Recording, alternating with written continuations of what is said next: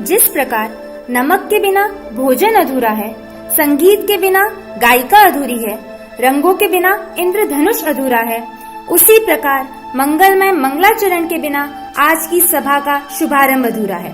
तो आप सभी साधर्मी जन झूमते झूमते समय सार के रंग में रंग जाइए।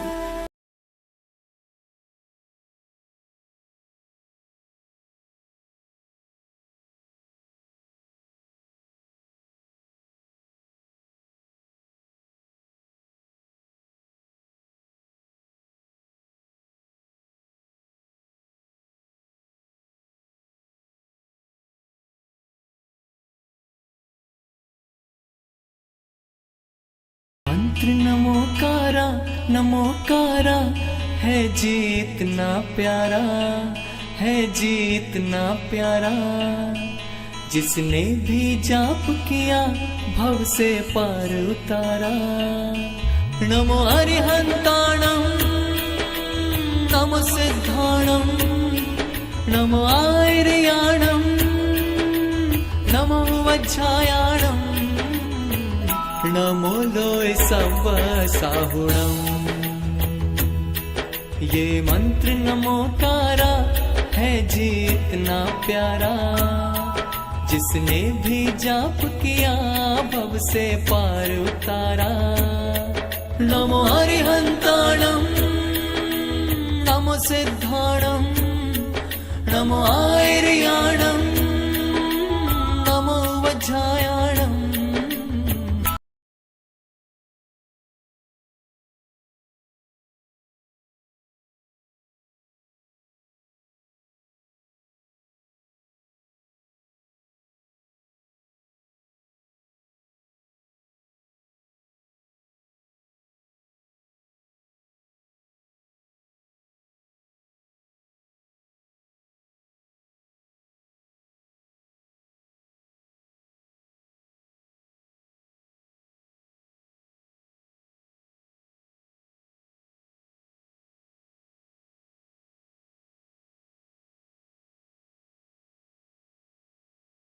आचार्यों को नमस्कार हो,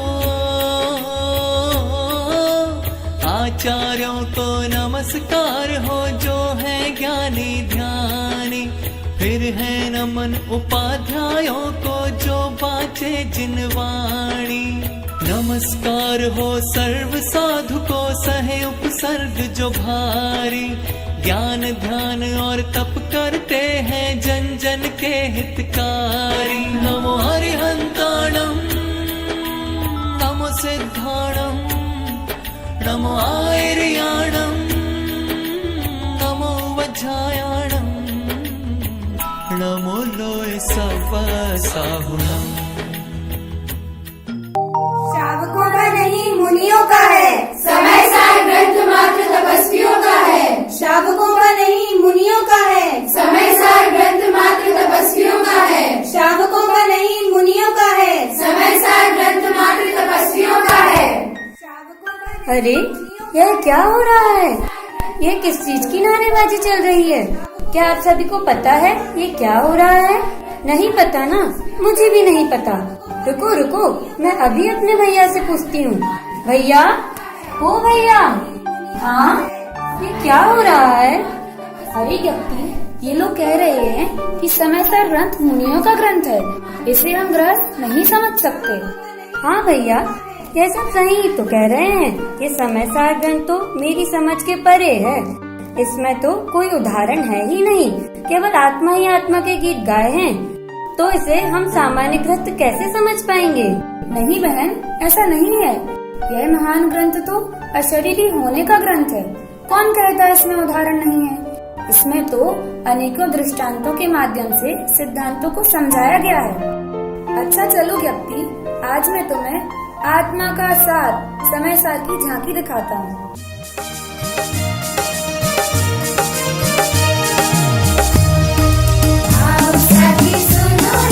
समय सार की गाथाओं का सार तुम्हें बताते हैं। सार तुम भी जानो रे, मुक्ति तुम भी पालो रे। समय सार की गाथाओं की झांकी तुम्हें दिखाते हैं। आओ साथी सुनो रे, समय सार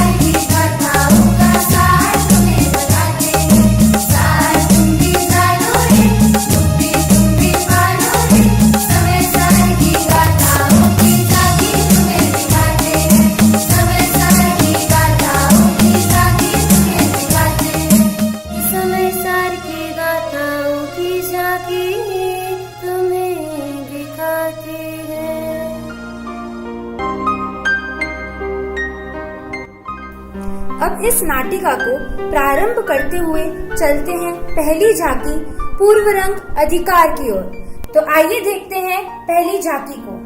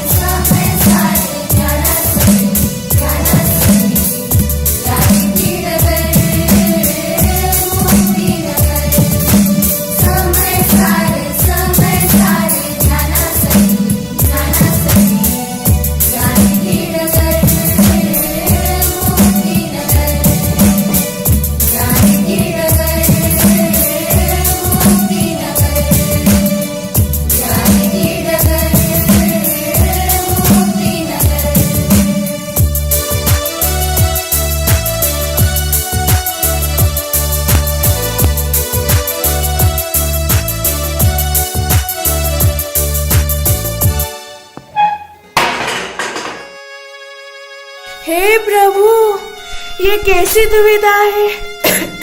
ना चाहते हुए भी इस अर्धमृतक अवस्था में लाठी का सहारा लेना पड़ रहा है। ओहो, काश मेरे जीवन में ऐसी पर्याय आती ही नहीं और मैं स्वतंत्रता से चल पाता। जिस प्रकार यह दुर्बल व्यक्ति लाठी का सहारा नहीं लेना चाहता, परंतु चलने के लिए उसे लाठी का सहारा लेना ही पड़ता है, उसी प्रकार मोक्ष पथ पर चलने वाला जीव निचली अवस्था में व्यवहार का सहारा नहीं लेना चाहता, परंतु निश्चय तक पहुंचने के लिए उसे व्यवहार का सहारा लेना ही पड़ता है। तो अब चलते हैं हमारी दूसरी झांकी कर्ता कर्म अधिकार की ओर।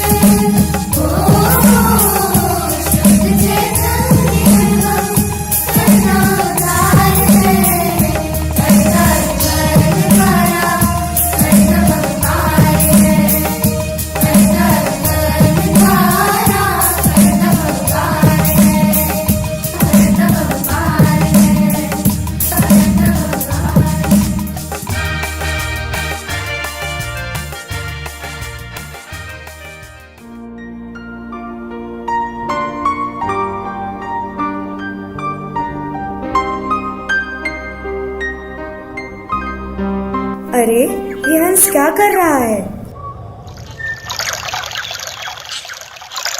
ओह, यह तो पानी और दूध को अलग अलग कर रहा है। अच्छा, अब समझ में आया। ऐसे ही तो मैं और कर्म दोनों अलग अलग हैं। ये शरीर आदि मेरे हैं ही नहीं। मैं तो ज्ञायक स्वभावी आत्मा हूँ।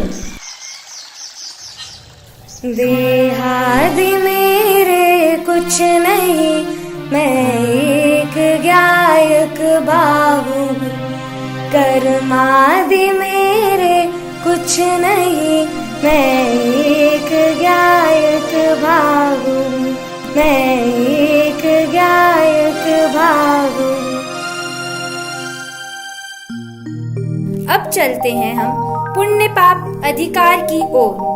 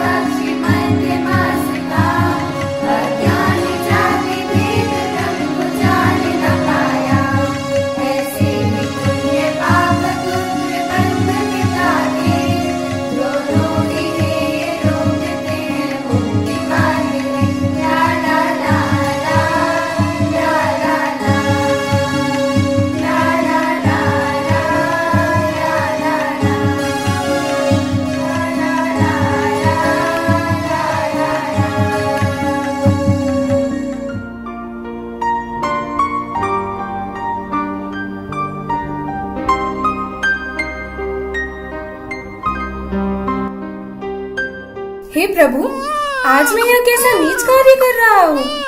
घर में उत्पन्न हुए पुत्र रत्न को इतनी कठोरता से ठुकरा रहा हूँ। परंतु अब मैं कर भी क्या सकता हूँ?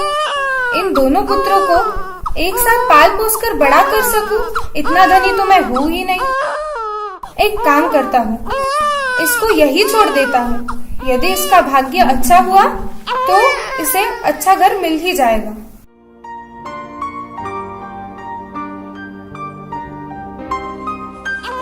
अरे देखूं तो यह रुदन की आवाज कहाँ से आ रही है? यह तो कोई उच्च कुलीन अत्यंत सुंदर बालक प्रतीत होता है, परंतु इसे यहाँ बीच मार्ग पर कौन छोड़ गया होगा?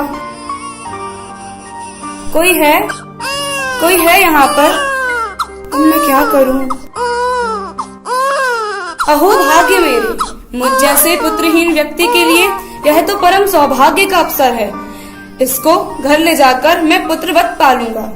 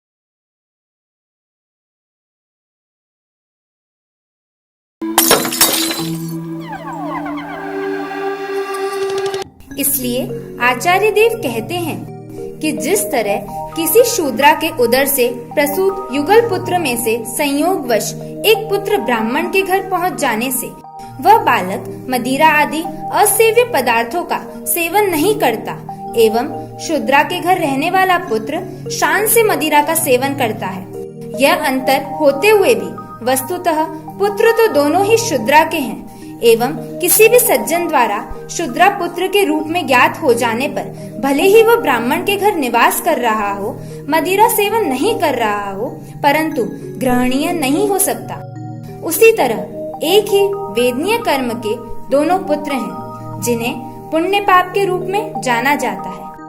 उनमें एक उत्तम दिखता है परंतु वास्तव में दोनों ही कर्म के पुत्र हैं, अतः मुक्ति मार्ग में बाधक ही हैं, साधक नहीं हैं, अतः है ही हैं, त्याज्य ही हैं।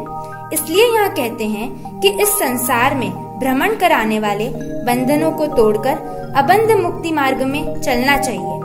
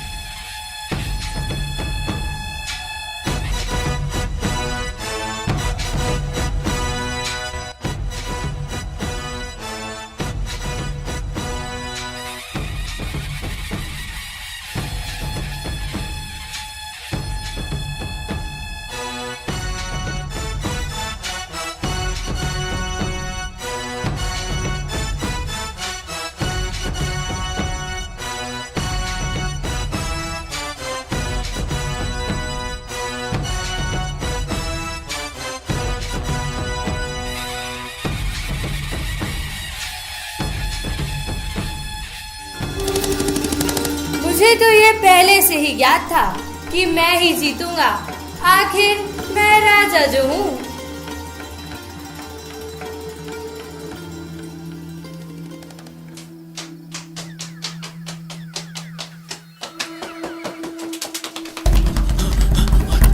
महाराज की जय हो महाराज, महाराज की जय हो। महाराज, हमारे नगर में चोरी हो गई है, हमें जल्दी कुछ करना होगा। मूर्ख, तुझे दिखता नहीं मैं क्या कर रहा हूँ, जो मेरे खेल में विघ्न डालने चला आया? परंतु महाराज। बस, मुझे कुछ नहीं सुनना, चले जाओ यहाँ से। और राजा साहब, फिर कब बुला रहे हो उसके लिए? हाँ महाराज, कब बुला रहे हो? इसके लिए नियुक्ति की क्या आवश्यकता, तुम्हारा जब मन करे चले आना। इस महल के द्वार सदैव खुले रहते हैं तुम्हारे लिए। सत्य ही कहा है, राजा चाहे युद्ध में जीत कर आए या हार कर आए, अपनी प्रजा का हित चाहे या अहित करे, मदिरा पान करे या सुशील व्यवहार करे, और चाहे कितने ही नीच कुल के कार्य करे, परंतु पदवी के अनुसार वह फिर भी राजा ही कहलाएगा। उसी प्रकार सम्यक ज्ञानी जीव के भी शुभाशुभ भाव होते हैं, कर्मों का उदय भी उसके होता है, किंतु उसको सम्यक दृष्टिपना नहीं छूटता। उसकी दृष्टि तब भी सच्ची ही रहती है और कर्मों को अपने आत्म प्रदेशों से भिन्न ही देखता है। उसकी गंध अपने स्वभाव में किंचित भी नहीं लगने देता। इस प्रकार आचार्य देव ने निर्जरा अधिकार में सम्यक ज्ञानी की ऐसी अद्भुत निराली चाल को बताते हुए कर्म और आत्मा की पृथकता के गीत गाए हैं। अब चलते हैं अंतिम झांकी मोक्ष अधिकार की ओर।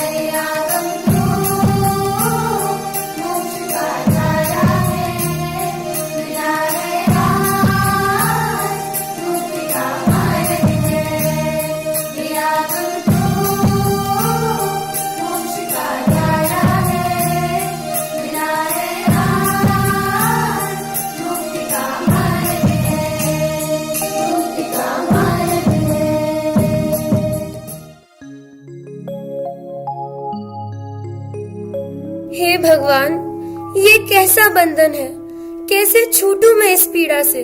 इतनी भारी लोहे की बेड़ियां, इसे तो हाथी के पैरों के नीचे भी नहीं दबोचा जा सकता। फिर मैं निर्बल इससे कैसे छूट सकता हूँ? रक्षा करो हे प्रभु, रक्षा करो। जिस प्रकार हथकड़ी से बंधा हुआ मनुष्य हथकड़ी की स्वरूप रचना, बंधन का काल, प्रकार आदि जानने से उसके बंधन से मुक्त नहीं हो सकता, उसी प्रकार कर्म बंधन का स्वरूप, उनकी स्थिति, अनुभाग, भेद प्रभेद और उनके फल को जानने मात्र से कोई कर्म बंधन से मुक्त नहीं होता। परंतु जिस तरह वही मनुष्य बंधन तोड़ने का जब उद्यम करता है तभी बंधन मुक्त होता है, उसी प्रकार जब यह जीव समीचीन पुरुषार्थ करता है तभी कर्म बंध से मुक्त होकर अनंत काल तक सुखमय जीवन व्यतीत करता है। धन्यवाद भैया, आपने मुझे इस ग्रंथ के बारे में बताकर मुझ पर बड़ा उपकार किया है, वरना मैं तो इस ग्रंथ को पढ़ना तो दूर खोल भी नहीं पाती। अरे ज्ञप्ति, यह मेरा नहीं, यह हमारे आध्यात्मिक सत्पुरुष गुरुदेव श्री कांजी स्वामी का उपकार है, जिन्होंने इतने बड़े बड़े रहस्य खोले, वरना बड़े बड़े विद्वान भी क्रियाकांड में ही धर्म मान रहे थे। और समयसार जैसा महान ग्रंथ आत्म साधना करने के लिए नहीं, अपितु पूजा पाठ करने की ही वस्तु रह गई थी। उन्होंने ही इस ग्रंथ को घर घर तक जन जन के हाथों में पहुंचाया है।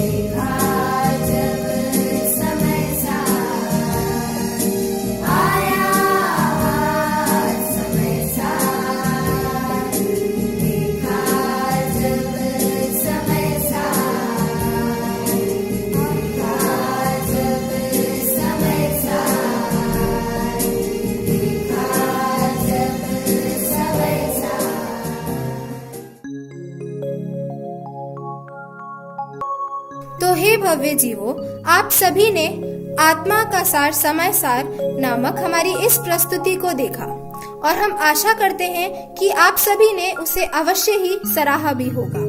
तो समय सार को पढ़कर हम सभी अपने जीवन को समय सार में किस प्रकार बना सकते हैं, आइए देखते हैं।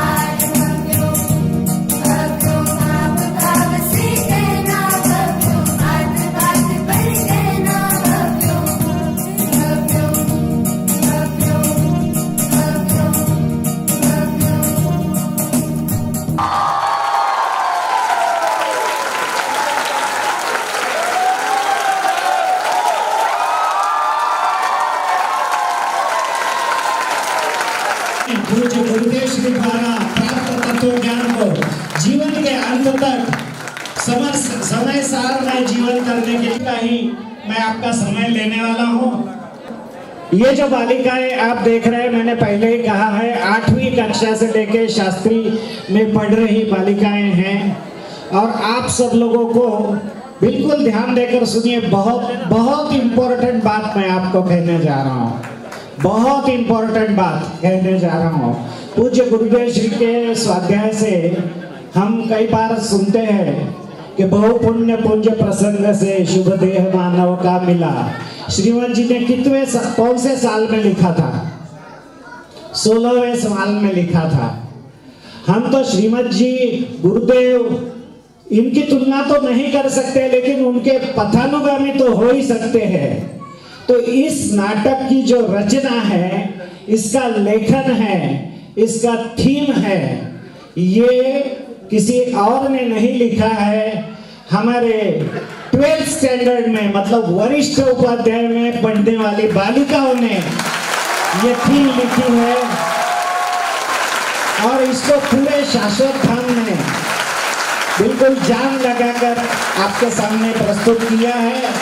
और एक आपको जानकारी देता हूँ, विगत करीब 13-14 दिनों से आदरणीय राजकुमार जी भाई साहब और ममता बहन यहाँ नहीं थे, शाश्वत धाम में नहीं थे, लेकिन उसके बावजूद भी इन बालिकाओं ने और उनके साथ जो काम करने वाली हमारी बहनें हैं, सरिता बहन है, रेखा बहन है, इन्होंने इन बालिकाओं से तैयारी की, उनके लिए जोरदार तालियां। बहुत ही ये सुंदर प्रस्तुति, ये जो नाटक का जो लेखन और थीम और सॉन्ग्स ये जो लिखे हैं, मैं उन 4 बालिकाओं के नाम आप सब लोगों के समक्ष प्रस्तुत करना चाहता हूं। सर्वप्रथम निर्जरा शाहगढ़, निर्जरा हाथ ऊपर करो।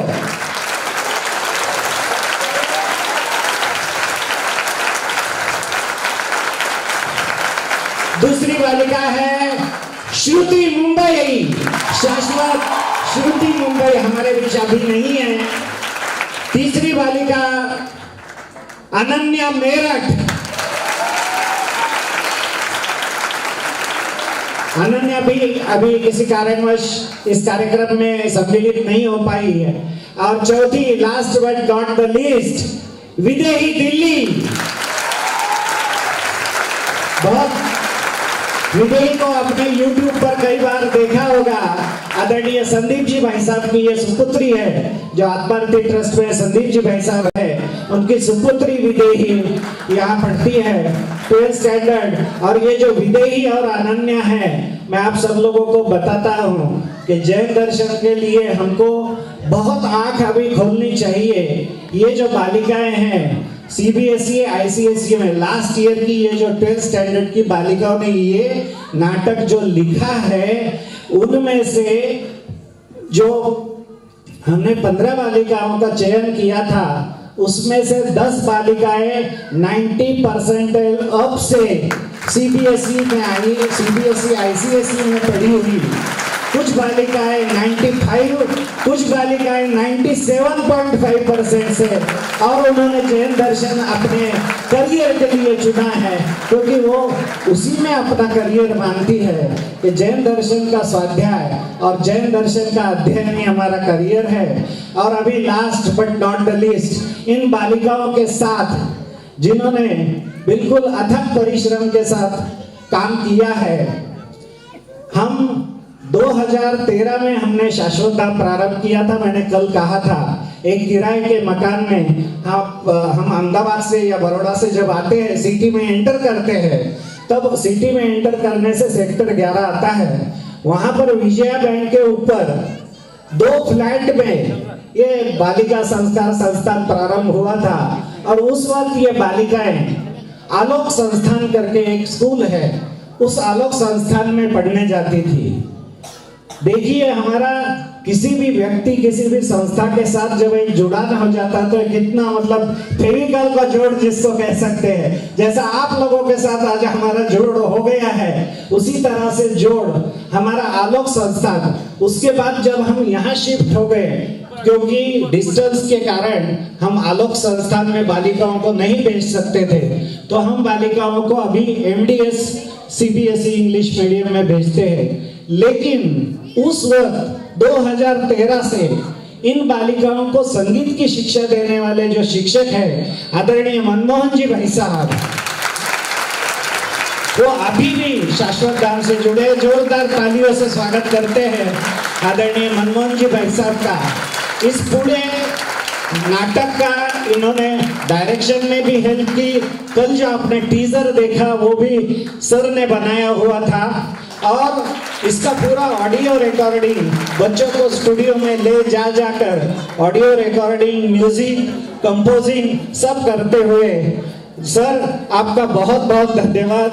मैं चाहता हूँ हमारे सुभाष जी भाई साहब, हमारे मनमोहन सर का स्वागत करें।